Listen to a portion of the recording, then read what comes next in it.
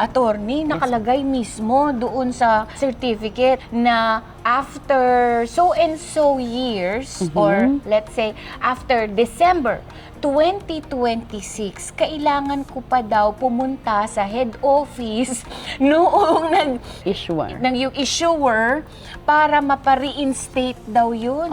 So pwede ba yun? actually po, Kaya hindi ko na mag-aantay.